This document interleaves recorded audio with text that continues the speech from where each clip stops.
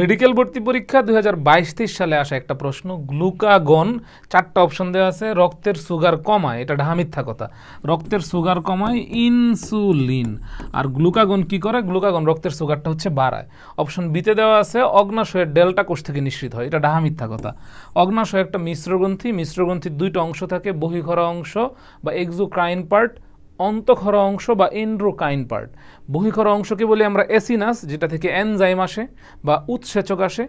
অন্তঃক্ষরা অংশকে বলি আমরা আইলেটস অফ ল্যাঙ্গারহ্যান্স, যেখান থেকে হরমোন বা প্রাণরস আসে। সেই আইলেটস অফ ল্যাঙ্গারহ্যান্সে 4 ধরনের কোষ থাকে: আলফা কোষ, বিটা কোষ, ডেল্টা কোষ, আরেকটা হচ্ছে গামা কোষ বা পিপি কোষ। এই আলফা কোষ থেকেই কিন্তু এই গ্লুকাগনটা ক্ষরণ হয়, এবং এই বিটা কোষ থেকে ক্ষরণ হয় হচ্ছে ইনসুলিন। গ্লুকাগন কি করে? গ্লুকাগন রক্তে গ্লুকোজের পরিমাণটাকে বাড়ায়। আর ইনসুলিন কি করে? ইনসুলিন রক্তে সুগার বা গ্লুকোজের পরিমাণটাকে কিন্তু কমায়। তার মানে গ্লুকাগন এবং ইনসুলিন একে অপরের কিন্তু বিপরীত। তার মানে অপশন ডিটা কারেক্ট, ইনসুলিনের সাথে বিপরীতভাবে সম্পর্কিত। একটি পলিপেপটাইড এনজাইম, ঢাহা মিথ্যা কথা। গ্লুকাগন একটা কি? হরমোন। গ্লুকাগন তো এনজাইম না।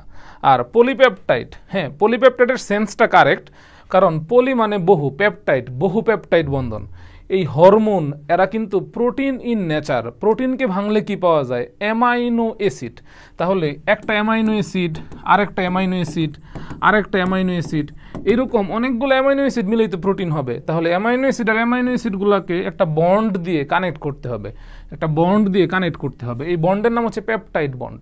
যেহেতু অনেকগুলো পেপটাইড থাকবে, তাহলে পলি বহু, অনেক অনেক পেপটাইড, পলিপেপটাইড। কিন্তু এটা তো পলিপেপটাইড এনজাইম না, এটা পলিপেপটাইড হরমোন হইলে আমরা বলতে পারতাম। তাহলে এটাও আনসার হবে না, আনসার হবে